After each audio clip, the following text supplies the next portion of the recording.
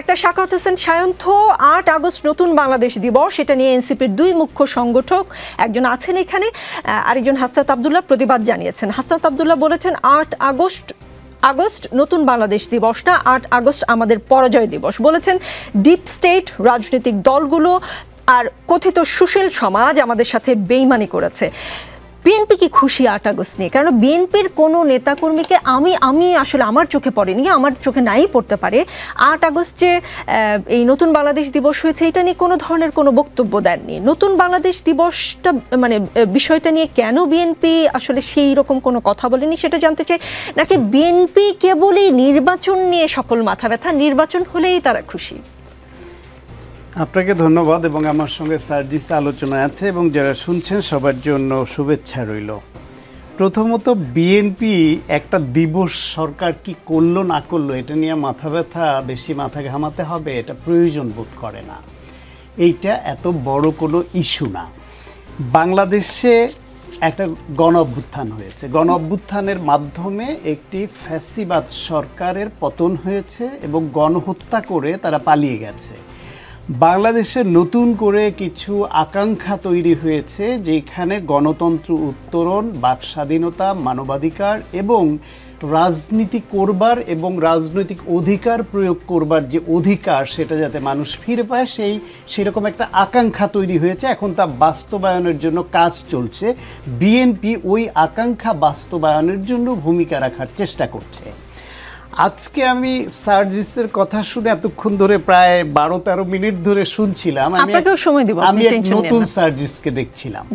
নতুন সার্জিসকে কেন দেখছিলাম বললাম, এই সার্জিসের মুখেই আমি প্রধান উপদেষ্টার স্তুতি শুনেছি এবং ফেসবুকে স্ট্যাটাস দিয়ে বলেছে 5 বছর 10 বছর তাকে রাখতে পারলেও তার মন ভরবে না, মনে হয় আজীবন রাখি। না এরকম বলিনি, এরকম মানে ভাষাটা আমি বলতে পারবো না, তবে 5-10 বছর রাখার আকাঙ্ক্ষা ব্যক্ত করেছেন আপনি আপনার ফেসবুকে স্ট্যাটাসে। সেই সার্জিস আজকে বলছে এই সরকার তাদের নিয়োগ দেওয়া নয়, অথচ প্রধান উপদেষ্টা বলছেন এই ছাত্ররা গণ অভ্যুত্থানে নেতৃত্ব দিয়েছে যারা তার প্রাথমিক নিয়োগদাতা। তাদের 3 জন ছাত্র প্রতিনিধি ওই সরকারে উপদেষ্টা হয়েছে এবং সরকারের সঙ্গে তাদের যে সখ্য সেটা সর্বজন বিদিত। ডক্টর মোহাম্মদ ইউনূস অভিমান করেন তিনি দায়িত্বে থাকবেন না, পদত্যাগ করতে পারেন, সেটা প্রথম তাদের প্রতিনিধির মাধ্যমেই আমরা জানতে পাই। সেটা জাতীয়ভাবেও জানানো হয় না বা ওনার প্রেস সেক্রেটারি জানান না, উনি নিজে সরাসরি জানান না। এনসিপির দেওয়া যে প্রতিনিধি উপদেষ্টা বা ওনাদের দলের এখন প্রধান তিনি উপদেষ্টা ছিলেন, তার মাধ্যমে জানতে পাই আমরা। বেসিক্যালি আজকে যে কথাগুলি সার্জিস বলছে এটা 3-4টা কারণ থাকতে পারে। এক হতে পারে তাদের নিয়ে সরকারের যে আকাঙ্ক্ষা ছিল যে একটা ভ্রূণ তারা তৈরি করেছে, সেটা জন্মাবে, অ্যাডাল্ট হবে, তারপর তার হাতে জমিদারির হিস্সা বুঝিয়ে দিবে, সেই আকাঙ্ক্ষা নিয়েই এনসিপি তৈরি হয়েছিল কিনা। এখন সরকার তাদের মধ্যে নতুন দরবেশ বাবার সৃষ্টি, নতুন করে তারা বিএনপির যে রাজনৈতিক কালচারে কিছু ভুল ত্রুটি এবং অগ্রহণযোগ্য উপাদান আছে সেই সব উপাদান নিয়েই তারা ছোটোখাটো একটা বিএনপির রূপে আত্মপ্রকাশ করছে। বাংলাদেশের মানুষ যে বিএনপি, আওয়ামী লীগ বা অন্য দলের রাজনীতি নিয়ে সবসময় হ্যাপি ছিল তা না, তাদের অনেক ভুল ত্রুটি ছিল বলে একটা পরিবর্তন তাদের মধ্যে চাচ্ছিল। আমরাও চাচ্ছিলাম যে এনসিপি যেহেতু রাজনৈতিক দল হিসেবে আসছে, তারা এমন একটা রাজনৈতিক কালচার নিজেরা চর্চা করুক যার মাধ্যমে ওই দলগুলো প্রেশারাইজড হয় যে আমাদেরকেও জন আকাঙ্ক্ষা ধরে রাখতে হলে রাজনীতি পরিবর্তন করতে হবে। এনসিপি সেটা করতে ব্যর্থ হয়েছে। তাদের মধ্যে ওই যে বললাম সার্জিসের মতো একজন নেতা, তিনি শত গাড়ির উপরে বহর নিয়ে এলাকায় যেতে হয়, যেই কালচার বিএনপি আওয়ামী লীগের কালচার ছিল। তার দলের নেতা নতুন দরবেশ উপাধি পেয়ে শত কোটি টাকার বেশি দুর্নীতি করে দল থেকে বহিষ্কৃত হন। তার দলের নেতা দুর্বৃত্তায়ন করে থানায় ধরা পড়ার পরে থানায় আসামিকে ছাড়াতে গিয়ে বিতর্কিত হন। তার দলের নেতা নারী কেলেঙ্কারিতে জড়িয়ে দলকে হেয় করেন, ছোট করেন। তার দলের নেতারা ছোটোখাটো সহিংসতা, মারামারি টুকটাক ঢাকা ইউনিভার্সিটি হয়েছে প্রাইভেট বিশ্ববিদ্যালয়ের সঙ্গে ঢাকা বিশ্ববিদ্যালয়ের। গতকাল মাদারীপুরে তাদের তাদের সদস্য সচিবকে তার দলের কর্মীরা কুপিয়েছে, দলের মধ্যেই মামলা পাল্টা মামলা শুরু হয়ে গেছে।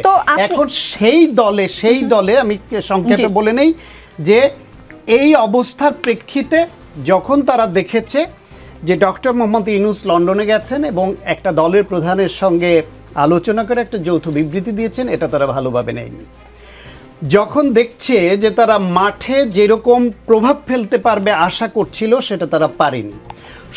সেই পারেনি বলে সরকারের কোনো অংশ তাদেরকে নিয়ে যে স্বপ্ন দেখছিল, তাদের স্বপ্ন ভঙ্গ হয়েছে, যে কারণে তারাও আর হয়তো এনসিপির দিকে আগের মতো মনোযোগ, যে যমুনায় 144 ধারা ভেঙে যমুনার সামনে গেলেও যে গরমের মধ্যে ঠান্ডা পানির পরশ দিবে, সেই ঠান্ডা পানি পরশ দেওয়ার মুডে সরকার হয়তো নেই। এটা একটা হতে পারে, অথবা হতে পারে তারা এখন একটা কিংস পার্টির তকমা থেকে নিজেদের বের করবার জন্য আপোষের ভিত্তিতে সরকার বিরোধিতা শুরু করেছে, অথবা সার্জিসের সত্যি আমরা 8-10 মাস আগে যেটা রিয়েলাইজ করেছি, এই গভর্নমেন্ট তাদের রাজনৈতিক অভিজ্ঞতা নাই, তারা টেবিল ওয়ার্কে অত্যন্ত পণ্ডিত মানুষ, যার সেক্টরে খুবই নামকরা এবং সফল মানুষ, একথা বারবার টকশোতে আমি বলেছি, কিন্তু রাষ্ট্র পরিচালনায় তারা মোটেই অভিজ্ঞ নন এবং তারা প্রচুর ভুল করছেন।